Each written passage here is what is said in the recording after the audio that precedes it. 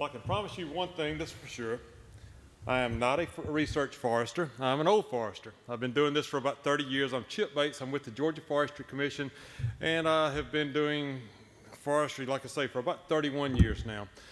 I know that I'm the last thing in between you and your afternoon time, and you know, I really want to get out of here in a hurry because I really want to get to that yoga class, and I can promise you I don't do yoga. So, but what I do is I talk a lot about threats to the health of our forests in Georgia. And what I'd also like for you to understand is that forest health is not just insects anymore. Forest health is so much more than that. It's insects, it's diseases. Anything that harms the health of the forest in Georgia is what we actually get to work on. So again, we have come a long way in the last 20 years. Actually 25 years, I've seen really huge steps. We have a very small staff in the state of Georgia. I'm a very small component of that. I coordinate the program for the Forestry Commission. I have 3 very good foresters that work with me, all of which have about 22 to 25 years of experience. And what I'd like for you to take away from this slide is their phone numbers, because that is their cell phone. And when you are inside of their work areas, which Lynn Womack is in the north part of the state, Chris Barnes is in the east central, and Mark McClure is in the southwest. If you have questions, we are more than willing to get out and help you with these things. And we're actually, that is our job, is to try to assist the foresters and the people of the state of Georgia with any forest health issue they have. So if you take nothing else away from this, please write our phone numbers down, because we are more than willing to come to your property, and we're willing to help you on any situation you may have. When they asked me to do this talk, they said you had 20 minutes. With forest health, it's much more than 20 minutes. We can't talk on any one subject and give you a good understanding of what's going on in the state of Georgia. But what I do want you to understand is there are new things that are out there that we're working with on a day-to-day basis. Emerald ash borer, Kogan grass, if you're in the southwest part of the state, you're intimately familiar with. Hemlock woolly adelgid in the north, gypsy moth, invasive plants, and sudden oak death. So I had to kind of pare this down and try to pick some subjects that I thought would be able to cover the whole state that you may be interested in. So I pared it down to emerald ash borer that's in the Atlanta metro area and in North Georgia, Kogan grass, which is in the southwest part of the state, southern pine beetle, which we haven't had an epidemic or an infestation of southern pine beetle in the state of Georgia in 20 years, and woohoo, we have it this year. So, and gypsy moth if I have time. So here we go with the talk. There are so many things that are out there, and I use this slide every year and I add to it every year, because 20 years ago, when we started as young foresters, 25 years ago when we were in school, the only thing we really worried about was fusiform rust, and that's about it. We didn't go into a lot of other subjects on what was harming the health of the forest in Georgia. We didn't know what Kogan grass was. We really didn't know what any of these things like Asian longhorn beetle are. And we certainly didn't know what gypsy moth was. We knew that it was coming down from the north, but we didn't care because it wasn't here yet.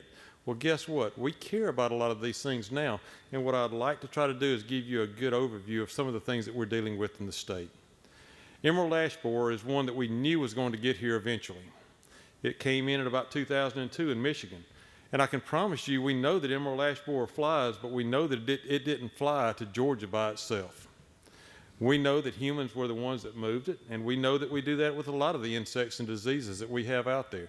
The ash products that were being used across the United States, some were being brought in maybe by people from Atlanta, which is where we have the issue right now, by bringing firewood in, or maybe it was on some kind of a product where they were turning the wood, but they were making a product of it, but they moved it from one point to another, and we do this a lot to ourselves. But our goal with this whole project is we want to limit the amount of man-made spread on all of these different kinds of insects and diseases that we have. And with emerald ash borer being a federally regulated pest across the United States, it's now in 26 different states. It's one of the pests that USDA APHIS, which is Animal Plant Health Inspection Service, does regulate. We took on the role that we had to regulate the articles or the parts of the tree that were being moved around the United States. In this case, a regulated article with emerald ash borer is any part of an ash tree. Are any of you from the Atlanta area? One guy, three guys. Y'all don't be ashamed, it's okay. It is in the Atlanta area right now, but we had to regulate this particular pest so that we could slow the spread across the state of Georgia. Our goal was not to stop the movement of ash or any other product for that matter from one part of the state to the other, and we did not want to impact the industry in any way other than trying to slow the spread of this beetle. And we've had great results with our industries all the way from Savannah and all the way down to Jeff Davis County, which is where Beasley Timber is. And Beasley is the largest sawmill in the United States for hardwood lumber. So we definitely didn't want to impact their ability to take ash trees from the north part of the state to the south. And we were successful in that. And that's one thing I want you to get out of this whole talk, is that there is success in things like forest health, and there are ways that we can stop these things. Emerald ash borer is a very tiny little metallic green insect. It's about 1/4 of an inch to 1/2 an inch long and 1/8 of an inch wide. You can stick it over the top of Lincoln's head in a penny.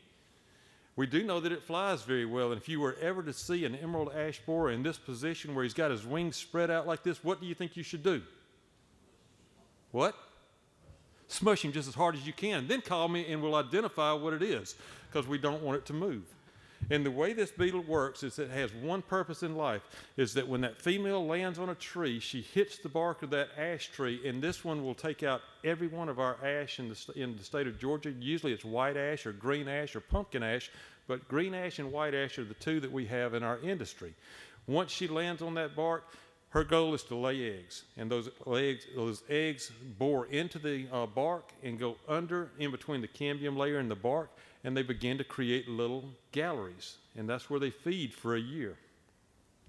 Once that gallery goes in, and I'll show you as best I can on this side, when it goes in, it's very, very small. These things are hard to see with a magnifying glass, but over the period of a year, it creates these serpentine movements under the bark, which causes basically the bark to not be able to move water. And as it grows over the year and it gets ready to come out, it keeps making those big S-shaped curves, and then around April it emerges out, and guess what? That beetle has one goal in mind, which is to go to the next tree of ash and to produce more eggs.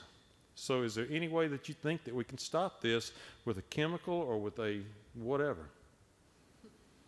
No, it's not. But what we have to be able to do is try to slow the spread by us moving this from one place to the other where that little beetle is up under the bottom of the bark. And the best way that we could do that is trying to impose regulations that were sensible and usable for the industry. This came into Georgia in 2013 in July. It came in Fulton and DeKalb counties at first. Emerald ash borer at that point was thought to emerge at all points of the year, so there was no way that we could stop that movement of the insect. So what was fixing to happen if we hadn't stepped in and started to regulate is that every piece of ash timber in the north part of the state, in those two counties or in any part of the state in Georgia, would have to be quarantined, and it could not move outside the state. In 2013 and in 2014, we began to implement regulations, because now we're starting to see the spread of new introductions of emerald ash borer all in and around the Atlanta area. By the end of 2014, we were able to put regulations in line using our input from the industry and from the private landowners in the area to try and slow the spread of this infestation. We don't know how it really got there, to be honest with you, but what we do know is it is there now. And if you see that one county in the very north part of the state, that's Whitfield County, it looks like it's an outlier, and maybe somehow it got there by itself. What that actually is in Tennessee and in North Carolina, emerald ash borer is already present in many, many counties. And actually what that Whitfield County introduction was Chattanooga, just across the state line in July of 2013, had already had infestations, and that was actually a movement out of the Chattanooga area. As of this year, we have introduced 19 counties in the state of Georgia, all of which are still around the Atlanta metro area. We still have the Fulton County and the three counties in the north end of the state that we believe are moving in from Tennessee. And the two outliers that really surprised us with emerald ash borer were White and Habersham counties. We didn't see that coming. We have 950 traps deployed across the state this year using a company out of Tennessee called Delta 21. Delta 21 is right now in the middle of starting to pull the traps, and they're starting to get information to us to show us where our next infestations were going to be, because we're not being naive about this. We firmly believe that the counties up around Raven and up on the Tennessee and North Carolina will come in this year as infested counties in the state of Georgia. We also believe Dade, Walker, and Catoosa, coming out of Chattanooga, will be infested this year. But as of today, we don't have any information as far as where the new counties are as far as the new infestations. This is what we do know. We've had great cooperation with our industry partners. To be able to move an ash product from an infested area, the industry has got to have a compliance agreement that said they will treat that wood in a certain way. We have reached out to all of our partners across the state. We have six hardwood mills, 2 chip and saw mills, 1 pulp mill, 3 firewood producers at that time. That number has now gone up, and 32 chippers. What we found in the Atlanta metro area, or what we thought in the Atlanta metro area, was that wood was going from the from the street side to the landfill, and that's what usually the myth is that everybody tells you. What we found is that there's chippers that are working inside the woods and inside the cities that are chipping the debris, and then that debris is going into places like Davy Tree Company to produce mulch. And a lot of that wood is actually being used not only for mulch products, but it's being used for boiler fuel in some of our larger industries up in the north part of the state. We did not want to go into this thinking that we were going to stop the flow of wood across the state of Georgia. That is never the Forestry Commission's or any of our goal in the Georgia forestry community. What we did is we asked the companies at the end of September, did we slow your wood down coming out of the infested areas? And what we found, which was numbers that came back to us, is that 10,589 truckloads of chips were moved out of the quarantine area in the summertime of last year. We did not slow the wood down one bit. That's 256,000 tons of material that did not go to a landfill and was actually put into production, most of which going into boiler fuel. We didn't have a bit of pushback from the companies. We didn't have a bit of pushback from any of the industry partners, which was great. We worked together for a change. Isn't that amazing? If you work together on these things, how things do work out well. And this year, when we start to get our new information in for this coming up summer, excuse me, I'll back up one. When we get our new information in August, we're actually going to have a 30-day comment period from anybody that would like to say how we're doing as far as the implementation of the regulations. If you look on our gatrees.org homepage, you'll be able to go to that online comment period and give us your feedback. Emerald ash borer is one of the things that we know we cannot stop, but we know that we can slow it down. But it'll take the help of the industry and people that are in this room to be able to help us do that. If you live in Southwest Georgia, Kogan grass is intimately familiar with you. We have a lot of Kogan grass, and it's been there for a long time. Down around the Albany area and all the way down into the Decatur and Seminole counties, Kogan grass has been a problem for the last basically 15 years. But the one thing I can promise you is that we're on the winning side of Kogan grass right now. We've got an 80% success rate on being able to kill the spots of Kogan grass that are introduced inside of the state of Georgia. If you see something that looks like this and you're down in basically anywhere in the state of Georgia, something that looks like Johnson grass with an off-green color look to it where the leaf is standing straight up and it's got a dandelion appearance in June or July, that's probably Kogan grass. It is the #1 worst invasive weed in the southeast, and that's not just in Georgia. That goes from all the way from Louisiana all the way across to North Carolina. It is the one weed that we would like to be able to eradicate if possible. And this is where I have to say it again. We are ahead in this fight, but with the GFA in this room and the people that are interested in that program, we are asking for your help because our funding is being cut, and we don't like having to take funding from the federal government to make this work. But this is one time when I'm able to take funds that are coming from USDA Forestry and being able to pass them directly to you as a landowner to take care of an issue that's on your property. I'll get to that at the end of this section. It flowers in the spring and the summer. Usually it's in May, June, and July. If you have a field that looks like this, and this was down near Albany, Georgia, this was on a 400-acre lime quarry, which they were actively quarrying in when we got there.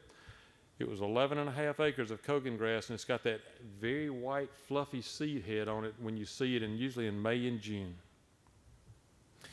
The problem is that each one of those seed heads has multiple, sometimes up to 3,000 individual seeds inside the seed head. So once that's spread, it can go from one county to another county to another county just by being on the bottom of a piece of equipment, or it can be on the bottom of your shoes for that matter. Kogan grass is normally found in the southwest side of the state, Decatur, Seminole, down near the Alabama and Florida state lines in that southwest corner. And what we do know is that we've been doing it to ourselves a lot of times because us as loggers have been going into Florida and been going into Alabama, and we log in these places that have Kogan grass, and then we drag it right back into Georgia. And the reason we know that is because 71% of the Kogan grass spots that we find are not in the middle of fields. They're in the middle of pine plantations that have been thinned normally 3 years prior to the time we find out about it. So yes, we are doing it to ourselves. The answer is very simple. If you're working in a Kogan grass area in Florida or Alabama or Georgia for that matter, please wash your equipment before you move to the next site. As of today, or actually as of February of this year, we had 973 spots of Kogan grass that have been introduced in the state of Georgia. That's 58 counties.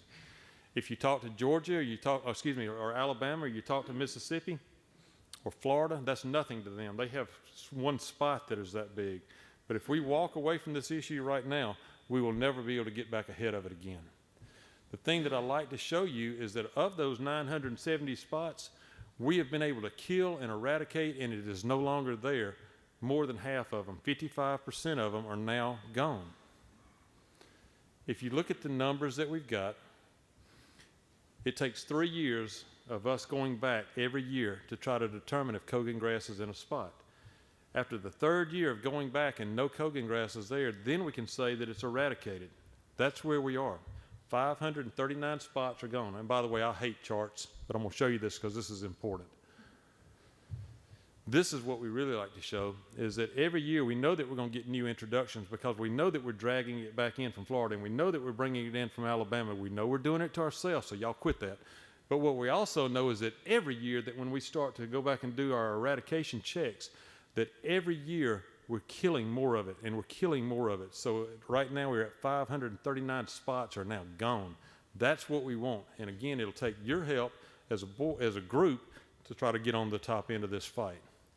Even in a county like Decatur County, southwest side of the state, if you don't know where that is, down in that little corner, we've had 224 spots of Kogan grass that have been introduced in that one county. Any of y'all from that county? I wouldn't admit it either. Look, anyway, it's 224 spots. We've worked hard in that county, and I've got 3 people that work with me on this project that go in and they'll one-on-one go to your property and they'll spray for you, and it doesn't cost you anything. And by the way, you're also released from liability when we go down there and do that. We've taken that one county of Decatur, and we've only got 39 active spots that are left in that county. So we've killed 185 spots, and we've eradicated that much in that one county, and that is our worst county. Right next to it, Seminole, we've killed 83 spots of Kogan grass in that county. We've only got 20-something spots left. I would say we're on the winning side of this fight, and we do need your help at this point to continue this fight. Take a look at the counties that you see in front of you. Even in Bullock County, where I live, there's 1 spot of Kogan grass in Bullock County. I can promise you after this summer, there will be no spots of Kogan grass in Bullock County because I am going to I'm going to treat it, and I'll be on label. This is the map that we like to show. On the left-hand side, I've already shown you, that's where most of our introductions are, southwest part of the state. And the green on the right, and the green counties on the right-hand map, those are counties where we have totally eradicated it from the county. And again, like in Bullock, where I live, which is right there, there will be 1 county, there will be 1 spot of Kogan grass that will be dead as of next year.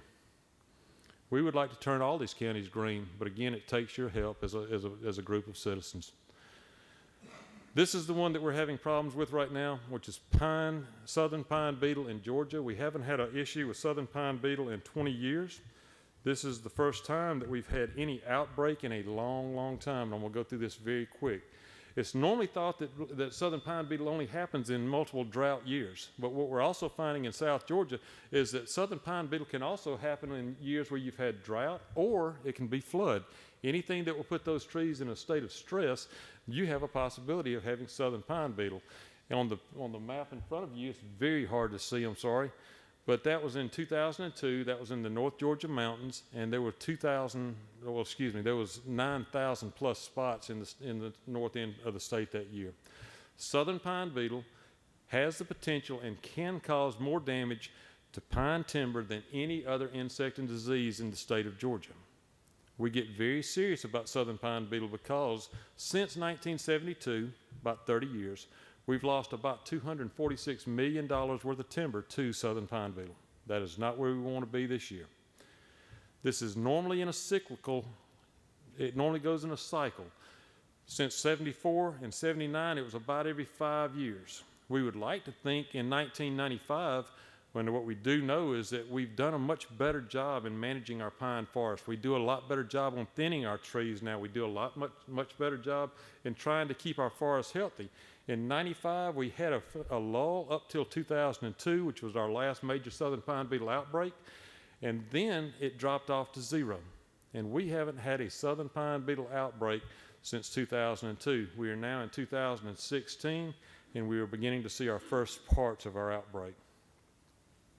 The GFC has airplanes that we fly. We have a good fleet, and we have a good bunch of pilots that work with us, and our air operations group works very well with our forest health group.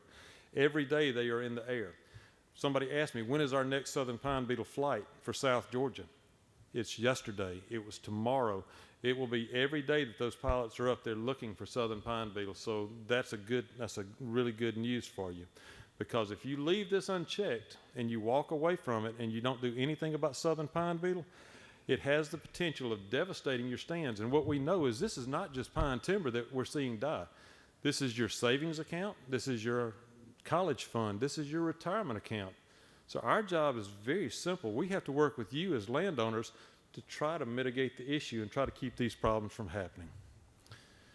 We still go old school. We've had a lot of people ask us, why don't we go to satellite imagery? It's not reliable enough. It doesn't get down to the size that we need. Historically, Georgia in the south does not have a problem with southern pine beetle. That is a lie. We have had problems, but not to the extent that we have them in North Georgia. North Georgia, the last time we had a spot, it looked like the measles, and this was in 2002. 9,000 plus spots of southern pine beetle across the northern part of the state. When you have that type of outbreak, the mills cannot handle the wood, the price goes down, and your savings accounts are gone. So you have got to work on this, and you've got to be very quick when you have these problems start. Our pilots fly every day, and at least once a year, we are doing an independent flight all over the state. About 25% of the whole state is flown. We usually do it in June. The flight lines tell us exactly where we've been, because there are some places around Atlanta and Savannah and Fort Stewart and Fort Gordon and other Army bases that we cannot get into. But every time that we find a spot of southern pine beetle, we mark it with a GPS unit. And if you had southern pine beetle on your property, our foresters at that point are mandated to go out and see what type of insect it is, how bad it is, and our goal is to work with you on a one-on-one basis to stop this problem. When you see these things, and when we see them from the air, very hard to see, but I think you can see the brown and the grays. When you see this type infestation from the air, it's not just pine timber that we're losing. Again, that's somebody's savings account, that's somebody's college fund, that's somebody's retirement. And our goal is to try to keep that from happening. As of today, there are 68 infestations in 4 counties across the state of Georgia. I've had a lot of people say that's not a problem, that's only a small amount. Well, if it's on your property, it is a problem, because that's taking away from you. Charlton County has had the worst infestations at 32, and McIntosh has 29 right now. McIntosh has the largest infestation at over 450 acres.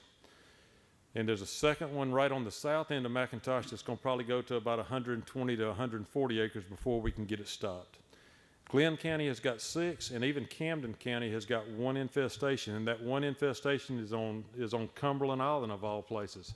And we're trying to work with the U.S. Forest Service as far as what their reaction will be to that infestation on Camden. There are 79 individual spots in those 68 infestations, which means some of the infestations have gotten multiple spots, just like I showed you from that aerial photograph just a minute ago. If you want to know, McIntosh County is basically covered in the north end of in the north. That does not like to work. Right there is where the most of them are. There's 450 acres in one spot there, and multiple landowners are infected. There are 6 on Sapelo Island. There are 2 on a second private island on Creighton. The problem that we run into is in the Big Bend area in South Georgia, down in Charlton County, right near Florida. There's, I think I said 36 spots are there. Well, that's not just the problem, is that in that Big Bend area, we're also working with our counterparts in Florida because they also have, which is that northern side, just across the county line or across the river in Nassau County, they've got 146 spots of southern pine beetle in Florida right now that they're fighting. So this is a regional issue. We're trying to work together to see if there's any way to try to stop this. And the only way that you can stop southern pine beetle is you've got to get out ahead of the infestation, and you've got to cut large buffers. I'll take any questions that you have after Dale goes into the question portion of it, but I'll be around for the rest of the afternoon to answer any kind of questions you may have. Thank you.